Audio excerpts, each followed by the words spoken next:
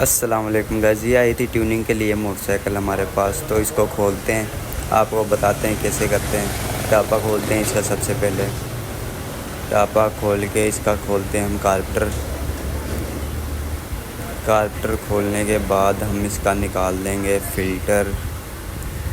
सबसे पहले हमें करना होता है कार्बेटर खोल के, टापा खोल के इसका फ़िल्टर डाल के फिट करना है अच्छे तरीके से सफाई करके इसको। ये अच्छी तरीके से सफाई करके ये वाला फ़िल्टर होंडा प्लस होंडा का डाल के इसका कार्बेटर खोल